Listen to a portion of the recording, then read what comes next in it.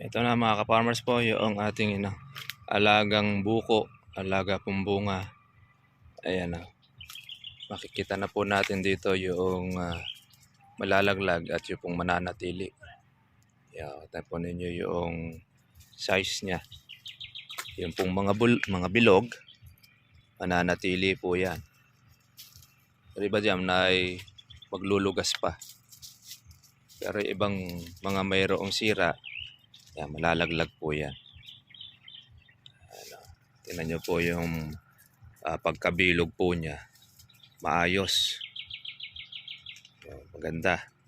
Pero mga kibet, pero hindi naman po majority.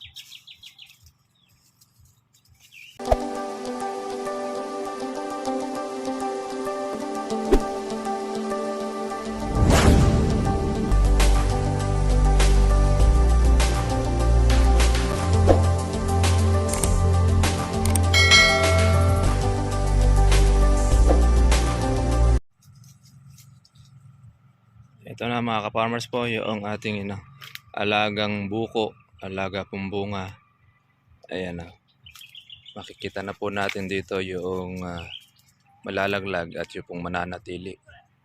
Ayan, po ninyo yung size niya.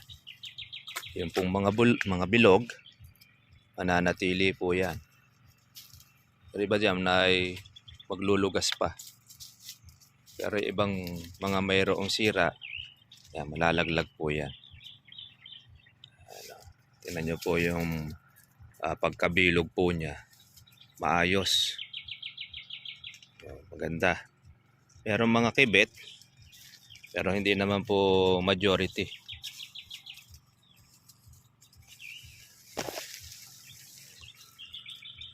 Yan po yung ating project. Ang ating pag-aalaga sa kalamansi. Pagka lumaki ito mga ka-farmers, marami-rami po yan. Kung yan po ay magtutuloy at hindi po masisira. Yan. Ito yung ating gasaresa. Yung mga dulo na yan. Ito, sa percentage natin, nasa 70%. Ayan. Hindi na pa masyado pong masisira. Kaya lang hindi po 100% pa yan.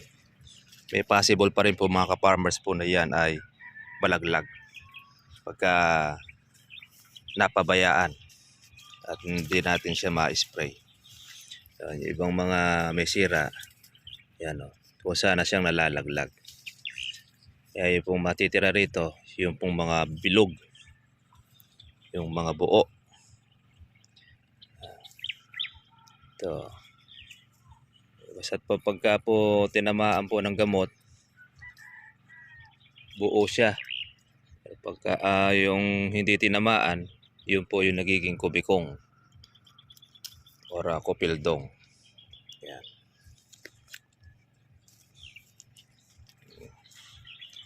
Pero marami naman po yung kanyang okay, ang kanyang size. Meron siyang gamais, meron po siyang gasaresa, merong gamunggo. Kaya hindi po pare-parehas ang size. Kailangan nito ay patubig, mga katribya. Dahil grabe po ang init.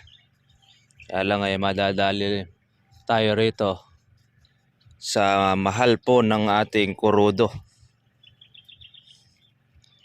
Budget natin sa 700 puno na pagpapatubig, muubos po tayo ng 1,000 sa ating kurudo. Ngayon, tumaas po ng 20 at tataas pa. Nako, baka nasa 1,500 na ang ating magiging konsumo o kulang-kulang 2,000 sa kurudo pa lang mga ka-farmers. Kaya malaki po ang gastos. Ito, mga buo lahat to.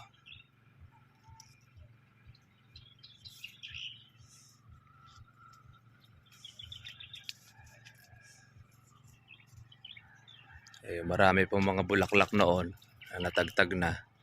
Ayan na siya.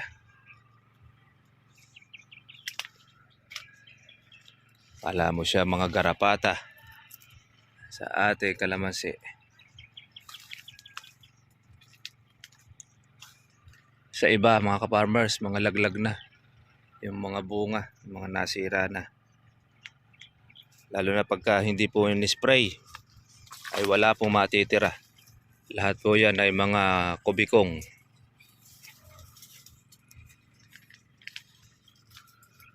Sa atin okay pa. Marami pong matitira nung atin. Yung ating inaalagaan. Siyempre expected po natin yan.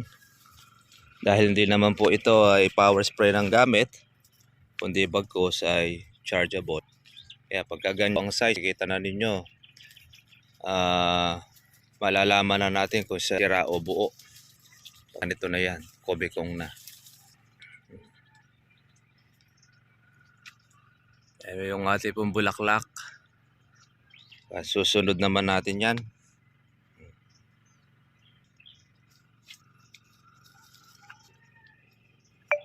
I-spray na rin po nito mga ka-farmers po ng ating foliar para po pampakapit.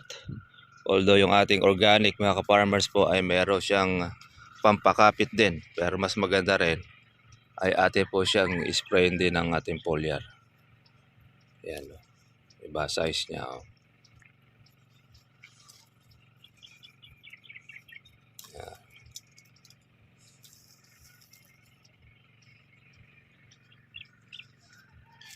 At maglulugas at maglulugas. Kaya makikita po natin yan dito po sa ilalim. Lahat po ng mga may sira. Ang matitira po natin yung mga buo. Pero yung kahit mga buo iba niyan, pagbabawas pa rin yan. Kaya yung matitira rito yung pong matibay. Sabi nga, yung matira matibay.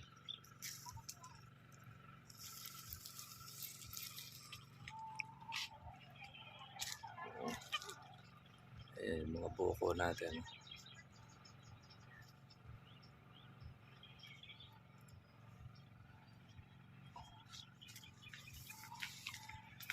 Patubig.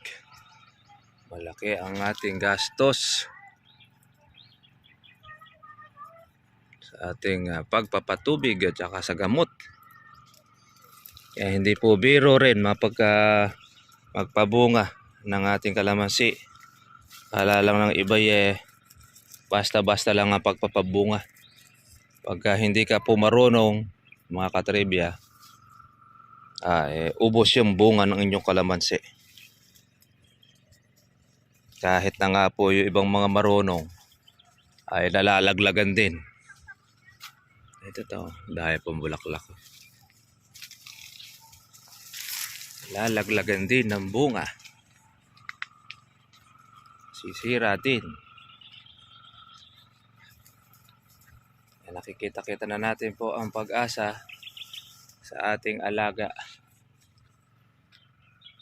Sisilayan na po natin kanya pong mga buko.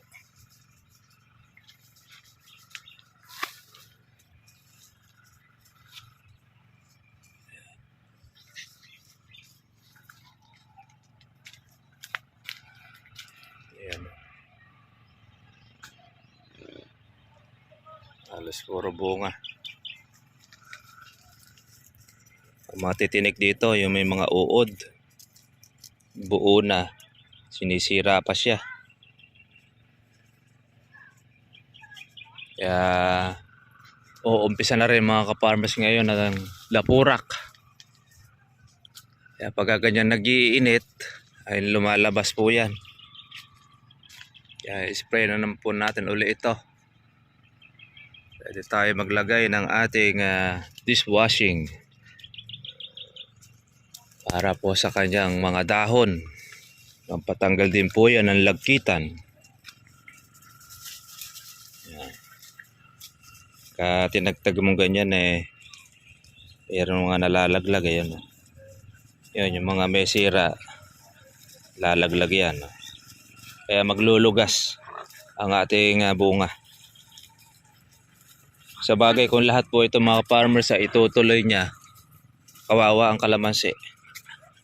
Talagang malulumpo sa dami ng bunga. Kaya ibabawas at ibabawas pa rin niya.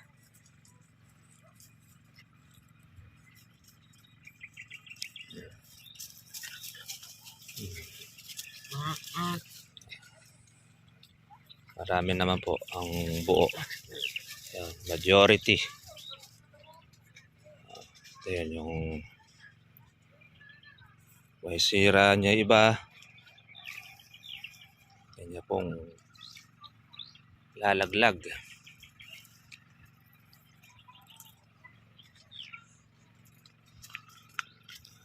Gaano kababagsik ang mga insekto. Marami ng mga gamot na pinaghalo ay nadadali pa rin nila. Buti na lang, marami pong matitira ng ating bunga.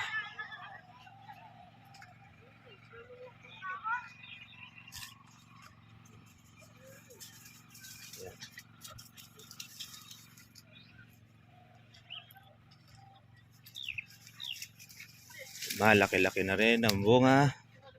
Nakikita na natin pag-asa sa ating kalamansi. Yan.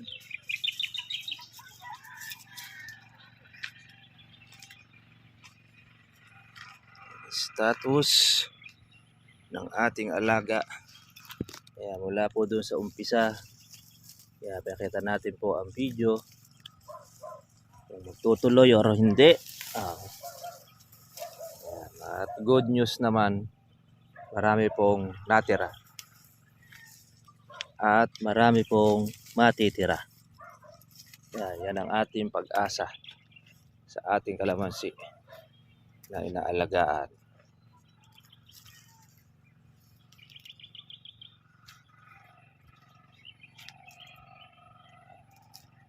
Makita naman natin majority mga buo.